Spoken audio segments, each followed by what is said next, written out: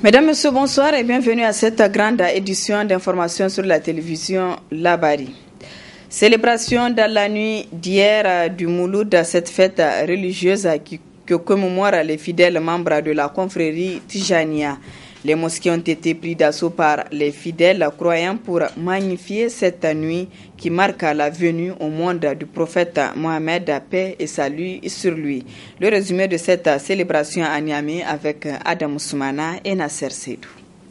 Pendant que certains musulmans, membres de la confrérie Tidjania des quatre coins du pays, voire de la sous-région, convergent en cette nuit vers la cité religieuse de Tchota, d'autres, eux, occupent les mosquées de différents quartiers de la capitale.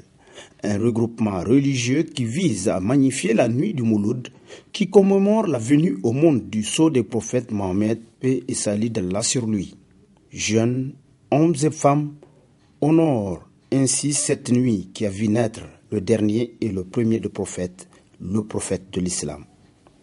Occasion pour les oulémas de faire la biographie du prophète Mohammed, paix et salut sur lui, afin qu'il serve de modèle aux fidèles. Ainsi, toute la nuit jusqu'au petit matin, les fidèles croyants ont bénéficié de prêches, chants religieux et autres zikrs, autrement dit des invocations. Force est de constater que malgré la polémique autour du Mouloud, une célébration rejetée par certains courants religieux, les Tidjaniens, eux, ne cessent à l'avènement de cette date de magnifier la nuit.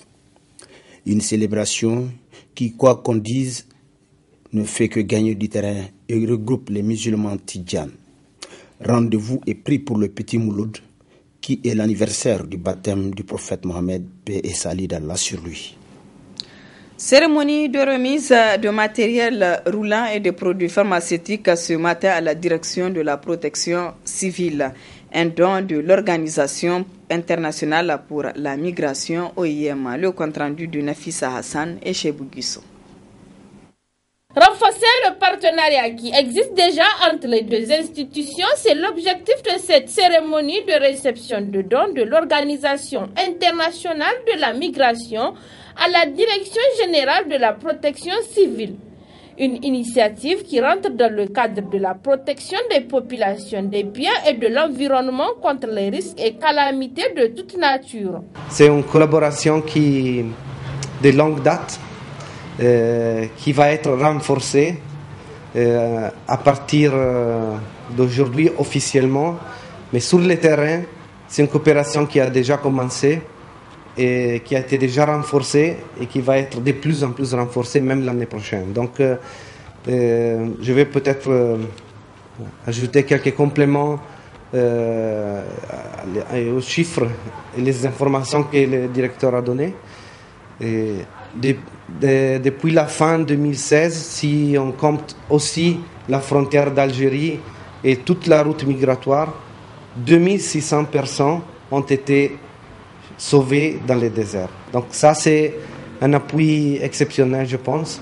Nous pensons déjà que la direction de la protection civile soit une excellence dans les pays du Niger et peut-être pas seulement dans le Niger. On va appuyer cette capacité. Il y a beaucoup de travail à faire aussi dans la collecte des données. Une occasion saisie par le directeur général de la protection civile de rassurer les donateurs que ces matériels seront utilisés à bon escient. Les statistiques sont assez éloquentes. De la date du 15 juillet à la date du 15 octobre 2017, notre détachement a secouru 444 migrants et a déploré malheureusement la perte de 9 autres.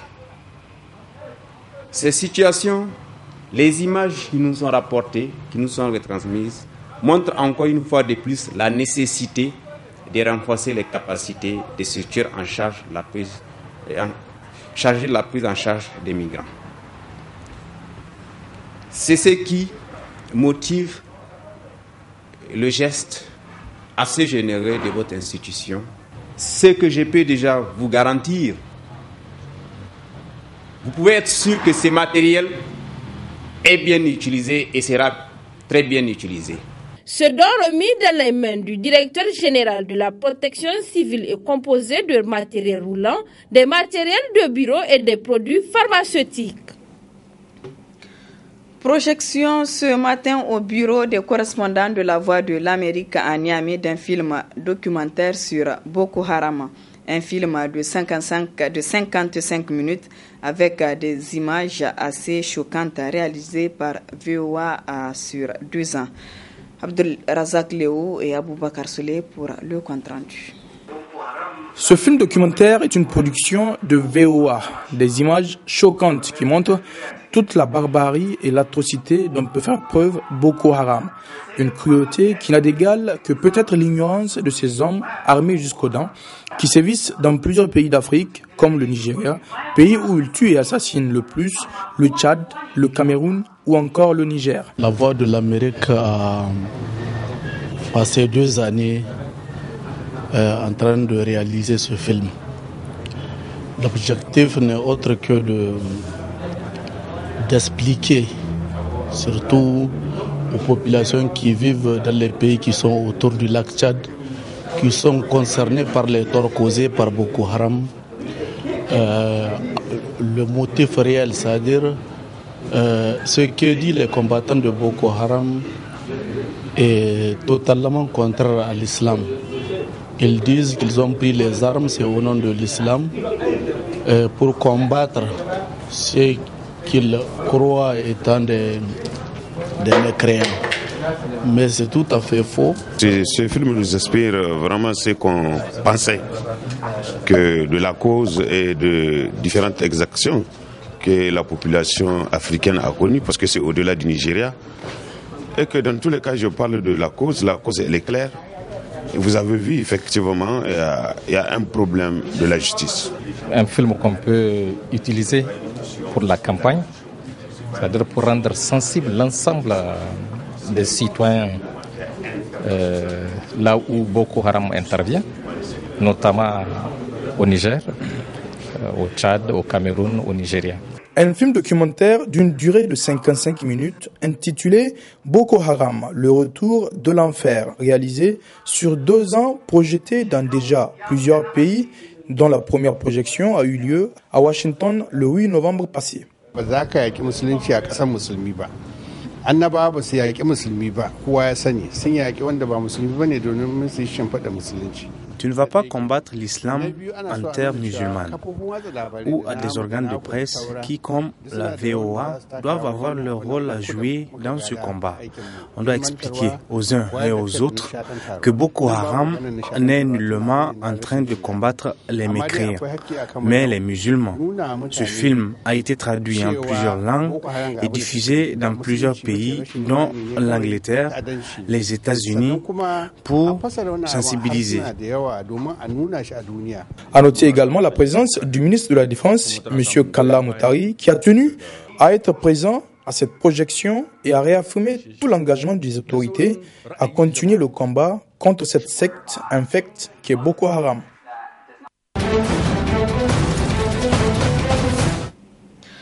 Au Cameroun, 10 policiers ont été tués en un mois et la région anglophone du pays se révolte. Cette crise n'a pas été abordée ouvertement au sommet Afrique-Europe. En revanche, le Parlement camerounais n'arrive plus à fonctionner normalement. La séance commence d'emblée par des invectives. Les députés de l'opposition du SDF exigent de mettre sur la table le problème anglophone.